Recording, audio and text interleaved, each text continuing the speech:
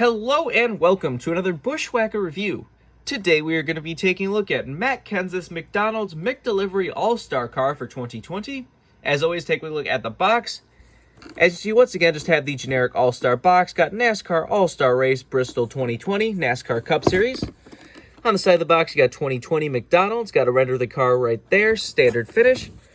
This is the light-up version of the diecast, so they have only made 204 of these things. Standard finish, NASCAR All-Star Bristol. NASCAR All-Star Bristol 2020, got 2020 Action Racing Collectibles, and you of course have the copyright and such on the bottom of the box. Here is the car itself, another great light-up diecast from Lionel. And as I said in the Kyle Busch video, this is honestly one of the best All-Star paint schemes of last year. If I was going to pick, the top three were always Kyle Busch's M&M's car, this McDonald's car, and then Ryan Preece's Energizer car from the Showdown. But some of these they actually put some effort into and switched the paint scheme around really did help them because they look unique, and this is the only way to get a Matt Kenseth McDonald's diecast.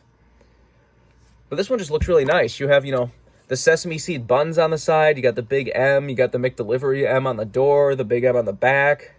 Just a really nice paint scheme overall. This is just a solid McDonald's car no matter what you look at it like.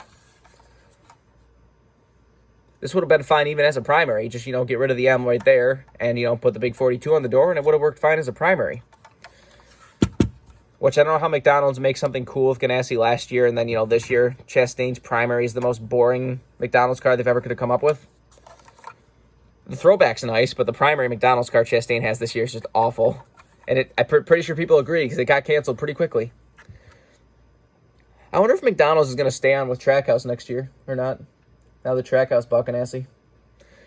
I don't know. This is honestly one of only two Ganassi Kenseth cars you can get. They made his Credit One Bank primary and then this car. They offered his regular McDonald's McDelivery car too, but that for some reason got canceled.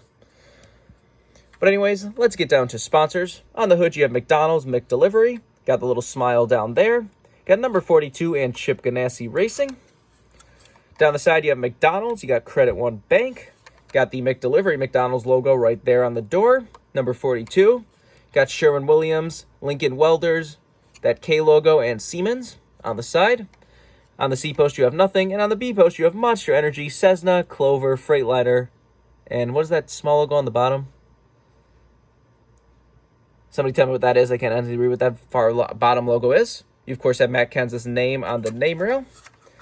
On the back, you have McDonald's, McDelivery, Chevrolet Camaro, ZL11LE, number 42. Got nothing on the deck lid for some reason. And this is number 145. Got McDonald's again on the roof. Got the same stuff down the other side as usual. Take a look under the hood. See, it just has a Chevy bow tie under there. There's the engine detail if you want to see that. Obviously no deck lid. The roof flaps, of course, do open. And there's the underside of the car if you want to see that. As I said before, this is, of course, one of the light-up diecasts, so you have the switch back there with the lights. Not a whole lot to talk about the car like this. Just like I said, one of the best all-star paint schemes last year. And the fact it got made as a diecast kind of proves that other people agree with me on that one. I will say the numbers moving back have grown on me a tiny bit. I still hope they don't move them back permanently, but it sounds like they're 100% going to. I said that's how NASCAR usually goes with anything. Even if everyone hates it, there's, if a couple teams like it, they're going to do it anyways. So, but it's definitely grown on me a little. Honestly, my biggest complaint with the move back numbers, I wish they were bigger. I don't like how they're so tiny on the door, whereas they used to be like double the size on the center part of the door. They're so tiny when they move them back, but if you want this car, it is a brand new release. You can get it right now. Why don't I do the usual thing, and I will cut all of the lights so we can take a look at the light up features. There we go. If you're into that. It does, of course, have the Chevy orange. Like I said, this is probably going to be a fun diecast down the road just for the fact there's only two Matt Kenseth 42 cars that exist. He definitely did not do very well in this ride last year. I wasn't expecting anything great from him, but I was expecting a little more than he was, awful. He was, wrecking and spinning all the time. He only got, 1 or 2 top 10s all year. It was not good. But luckily, we still got some cool diecast, and it was very nice that Matt Kenseth got reunited with McDonald's after all these years. If you remember back in the day, his Cup debut was in Bill Elliott's 94 Big Mac McDonald's car, which they blew that last year. McDonald's was the sponsor for the Darlington Throwback race. You have Matt Kenseth with McDonald's, the perfect throwback to run, and they just run the primary. Like, what why?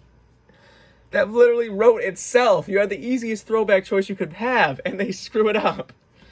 Like, come on, McDonald's and Ganassi, what was that?